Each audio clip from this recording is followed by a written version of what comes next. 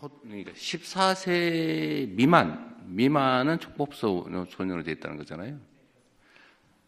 지금 초등학교 6학년이 몇 세예요? 만 12세 정도 됩니다. 12세. 지금 중학교 2학년까지 그러면 지금 촉법소년 이렇게 되어 있다는 거네요? 그렇습니다. 그래서 13세 연령 하향에 대한 주장하는 분들의 논거 중에 하나는 중학교 1학년생이 약 13세이기 때문에 중학생부터는 그래도 형사처벌의 대상으로 가져가도 되는 게 아니냐라는 주장을 하고 계십니다. 12세까지 2년을 내리자. 아니요, 13세 1년을 내리면 중학교 1학년도 그러면 촉법소년이 되는 거 아닌가요?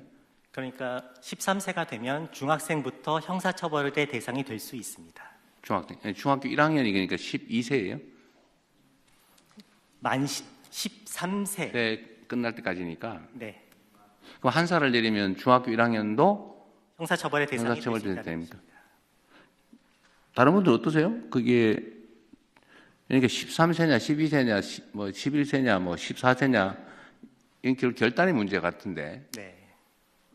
그럼 어떤 기준으로 할 거냐의 좀 논거가 초등학생이냐, 중학생이냐 이게 제일 합리적인 선일 것 같은데. 대표님, 이게 통계 베이스로요. 그러니까 지금 14세 이하 중에서 몇 연령이 어떤 범죄를 이렇게 데이터를 보는 게 저는 가장 중요할 거라고 네, 그래서 데이터 생각합니다. 측면에서 한 가지 말씀을 드리면 소년 사범의 경우에 소년 보호 처분을 통해서 처분을 받는 경우가 많습니다. 10세부터 19세까지 연령별 보호 처분 대상자를 분석을 해보면 14세, 15세, 16세, 14세 이상들이 약 15% 내외, 각 연령대가 15% 내용 여지를 지금 차지하고 있는데요. 13세도 그와 비슷한 15%대의 비중을 차지하고 있고요. 다만 만 12세로 내려가면 약 5% 정도의 비중을 차지하고 있어서 약 한 살 차이에서 약 3배가량의 비율 차이를 보이고 있습니다. 이게 그런 것도 있을 것 같아요. 중학생일 때하고 초등학생일 때 마인드가 다를 것 같아요. 당사자들의. 중학생이면 약간 뭔가 새로운 세계에 새로운 사람이 된 느낌이 들 수도 있죠. 환경도 다르죠. 마인드와 환경이 다르죠. 국제적인 상황을 좀 살펴봤습니다. 그랬더니 OECD 회원국들은 12세부터 14세 정도, 그리고 각각 다 다릅니다. 그게 한 가지고, 최근에 각 나라들이 조금씩 그러니까 연령을 낮추는 추세에 있습니다. 그런데 한 가지 특이할 만한 것은 낮추더라도 꼭 그 형량으로만 다루려고 하지 않고 꼭 함께 그 선도, 보호, 복지 이런 것들을 함께 해서 해나가려고 하는 것이 눈에 띄었습니다. 그 선도 조치는 소년범에 대해서는 제일 중요하게 어쨌든 하고는 있는 거죠. 네, 그렇습니다. 현실적으로 어떤지는 약간 차치하고. 네. 근데 이게 결국은 뭐 누가 하더라도 결국은 감론들 막 갈 수밖에 없는데 결단을 해야 될 것 같은데요. 대통령님, 네. 저 성평등 가족부 장관입니다. 지난번 업무보고 때 안 그래도 촉법소년 연령 하향에 관한 그 논의가 있어서 사실은 전 법무부에서 관련해서 저희가 함께 좀 논의할 수 있는 기회가 있지 않을까 싶었는데 좀 늦게 저희가 토의 자료를 받아서 좀 준비가 늦었습니다만 사실 지난 업무보고 이후에 저희가 청소년과 소년 사건 전문가들과 1차 간담회를 가진 바 있습니다. 지난 22년에도 촉법소년 연령 하향 논의 이후에 사회적으로 잠시 논의가 진행이 되다가 중단된 바 있습니다. 그래서 제가 살펴봤던 지난 3년 동안 윤석열 정부에서 사실상 청소년들이 그 당시에 정부 정책에 대한 어떤 반대 입장을 표현했다고 하는 이유 등으로 과거 3년 동안 청소년 정책이 사실상 실종됐던 것으로 전문가들에게 확인했습니다.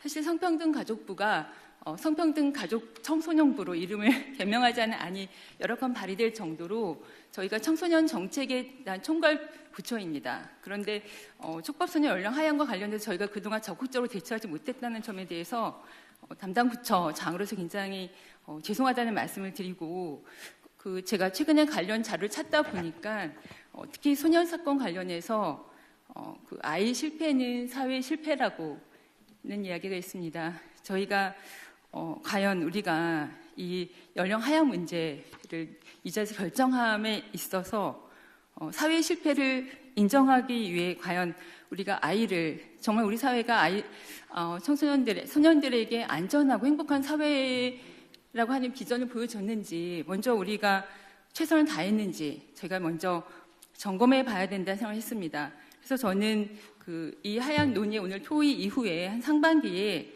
국민 공론화장을 통해서 전문가와 또 소년 사건 재판을 담당했던 재판 담당자들 그리고 또 보호 관찰소에 계신 분들 여러 전문직에 있는 분들과 함께 저희가 심도 깊은 논의장이 열려야 되지 않을까 그런 생각이 듭니다. 제가 법무부에서 준비해 주셨던 안에 대해서 갑론을박하고 싶지는 않지만 실제로 소년 범죄 예방 및 재범 방지 대책의 실효성으로 여기다 제안해 주셨던 내용 중에 보면은 법무부 소년범죄 종합대책 추진 내역 추진과 12개 중에 예방과 관련된 건 단 한 건이었습니다. 범죄 예방 환경 개선 사업과 소년범죄 예방 적극 연계권 그 한 건만이 예방을 위한 활동이었고 나머지는 소년범에 대한 이후의 교정과 관련된 내용들이 대부분 거의 전부였습니다. 그나마 범죄 예방과 관련된 부분도 22년 3월부터 12월에 단년도 사업으로 환경 개선 사업만 하셨을 뿐이어서 저는 이 부분에 대해서 저희가 다시 한번 점검할 필요가 있지 않을까 그런 생각이 듭니다. 네, 일리 있는 지적이시고요. 근데 법무부에서야 어쨌든 예방 사업은 법무부의 소관은 아니고 성평등 가족 청소년부 소관이니까 그랬겠죠. 예. 그건 어쨌든 성평등 가족 청소년부로 이름 바뀔지 모르겠는데 그거 괜찮은 생각인데. 네. 어쨌든 그건 성평등 가족부의 업무 소관이기도 하니까 좀 잘 검토해 보시고요. 그러면 이거를 이 자리에서 바로 결정하기 좀 그런데 목표 시간을 정하고 계속 논쟁하다 끝낼 수는 없으니까 한 달쯤 할까요? 한 달쯤? 한 달쯤? 2달 정도는? 2달 정도? 2달 정도 그러면 후에 우리 결론을 내기로 하고 한 2달 사이에 관련 부처에서 또 논쟁점도 좀 정리해보고 또 우리 국민들 의견도 좀 수렴해보고 그런 다음에 결론을 내기로 하죠. 어쨌든 법이라고 하는 게 우리 사회적 합의이니까요. 근데 제가 보기에는 압도적 다수의 국민들이 한 살은 최소한 낮춰야 되지 않냐 이런 의견이 있는 것 같아요. 그죠? 네. 지금까지 보면. 그렇습니다. 그러면 성평등 가족부에서 좀 주관을 해가지고 공론화를 한번 해보세요. 네. 그 전에 왜 우리가 원자력 발전 여부에 대해서 문재인 정부 때 해봤잖아요, 그죠? 네. 어쨌든 중요한 사회적 현안이니까 좀 적정하게. 네.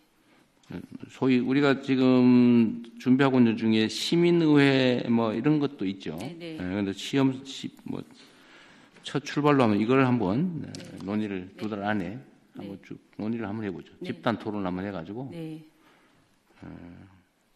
수기 토론이라고 그러죠. 네. 수기 토론을 한번 해서 그 결과도 좀 보고 국민 여론도 좀 보고 또 과학적인 논쟁을 거쳐서 2달 후에는 결정을 좀 하도록 하겠습니다. 네. 이 부분에 대해서 교육부나 또 보건복지부도 아동권리와 관련해서 다 관계부처이기 때문에 함께 논의하도록 하겠습니다. 공론화는 어쨌든 이 문제에 대한 국민적 논의는 성평등 가족부에서 책임을 지시고 다른 부처에 필요하면 협조를 좀 구하도록 하시고요. 네, 알겠습니다.